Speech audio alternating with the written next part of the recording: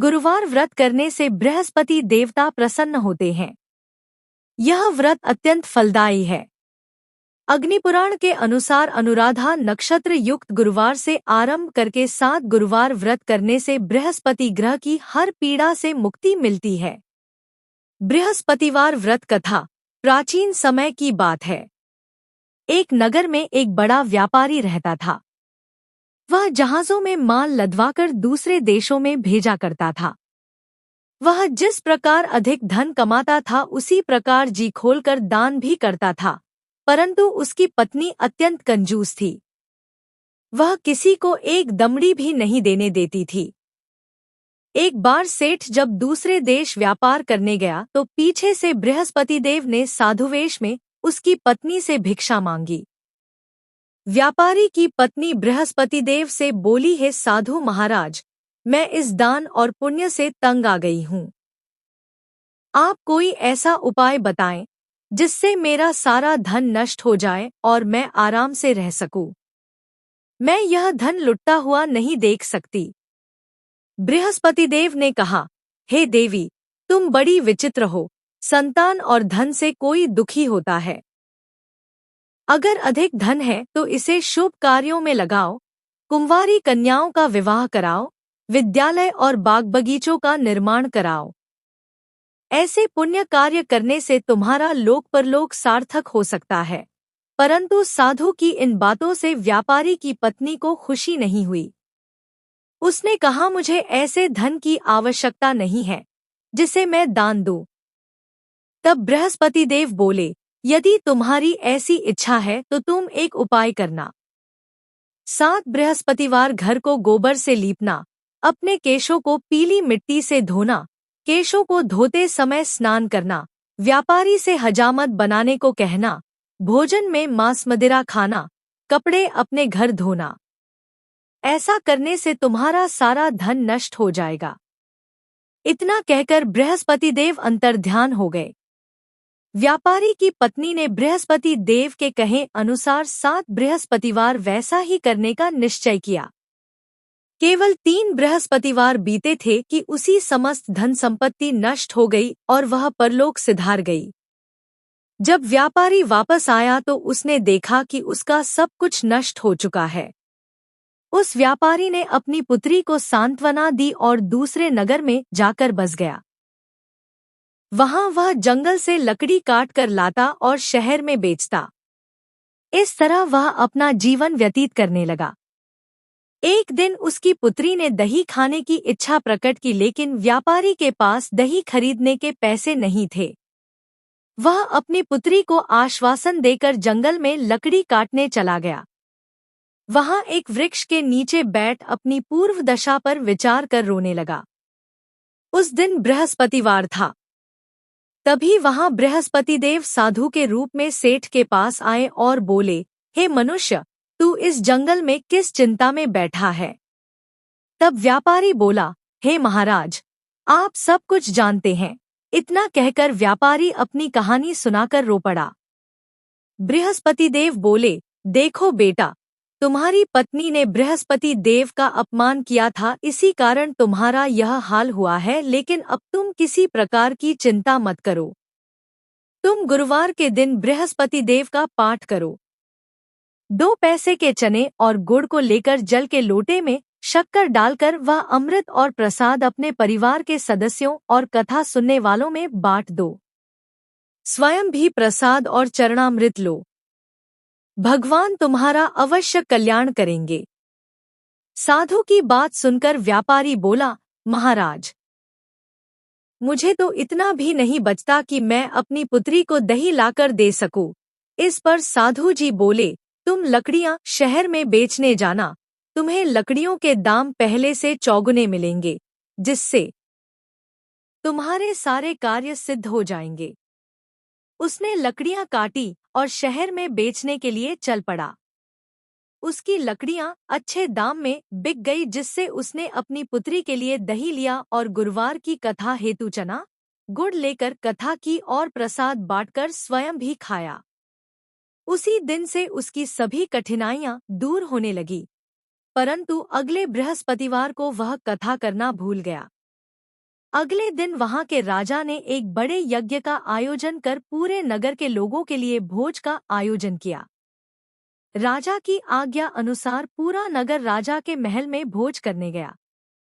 लेकिन व्यापारी व उसकी पुत्री तनिक विलंब से पहुंचे, अतः उन दोनों को राजा ने महल में ले जाकर भोजन कराया। जब वे दोनों लौटकर आए तब रानी ने देखा कि उसका खूंटी पर टंगा हार गायब है। रानी को व्यापारी और उसकी पुत्री पर संदेह हुआ कि उसका हार उन दोनों ने ही चुराया है। राजा की आज्ञा से उन दोनों को कारावास की कोठरी में कैद कर दिया गया। कैद में पड़कर दोनों अत्यंत दुखी हुए। वहां उन्होंने बृहस्पति देवता का स्मरण किया। बृहस्पति देव ने प्रकट होकर व्यापारी को उसकी भूल का आभास कराया और उन्हें सलाह दी कि गुरुवार के दिन कैदखाने के दरवाजे पर तुम्हें 2 पैसे मिलेंगे, उनसे तुम चने और मुनक्का मंगवाकर विधिपूर्वक बृहस्पति देवता का पूजन करना। तुम्हारे सब दुख दूर हो जाएंगे। बृहस्पतिवार को कैदखाने के द्वार पर उन्हें 2 पैसे मिले। बाहर सड़क पर एक स्त्री जा रही थी। व्यापारी ने उसे बुलाकर गुड़ और चने लाने को कहा।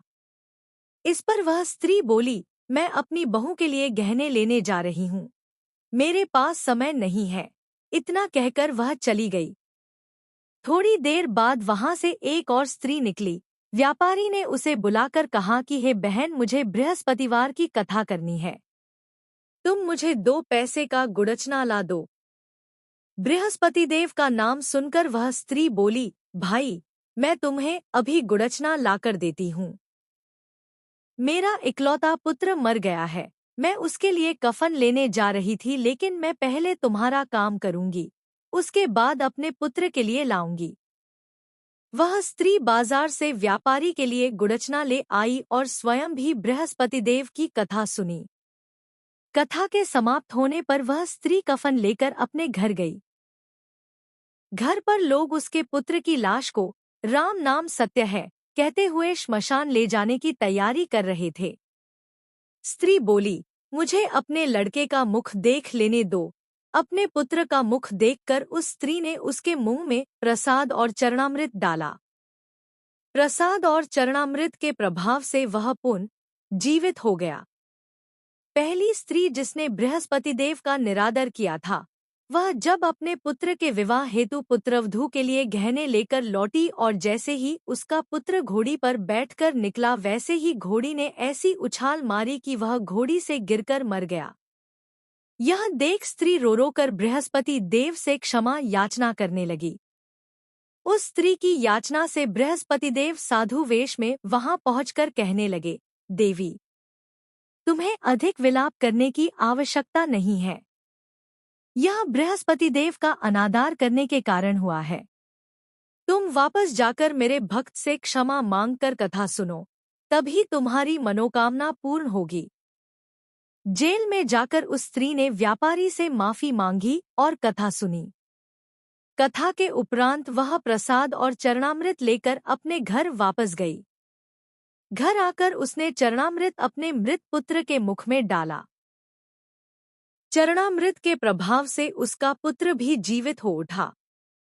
उसी रात बृहस्पतिदेव राजा के सपने में आए और बोले, हे राजन, तूने जिस व्यापारी और उसके पुत्री को जेल में कैद कर रखा है वह बिल्कुल निर्दोष है।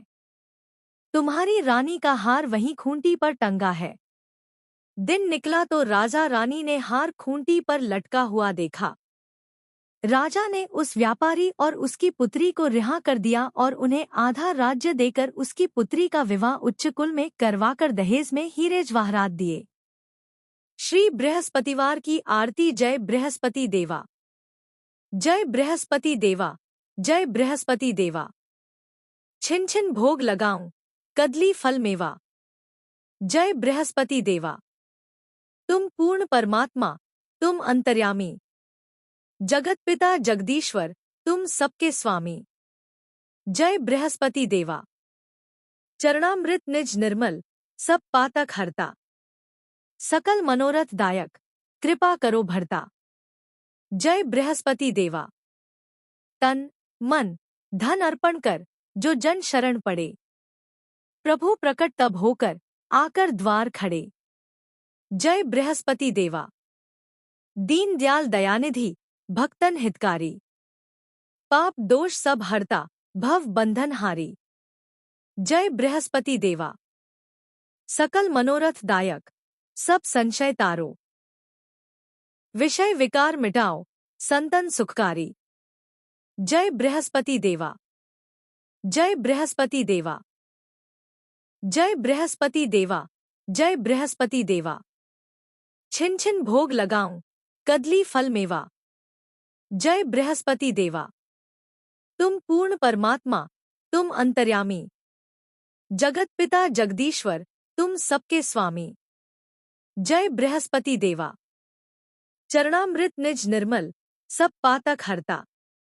सकल मनोरथ दायक कृपा करो भरता। जय बृहस्पति देवा।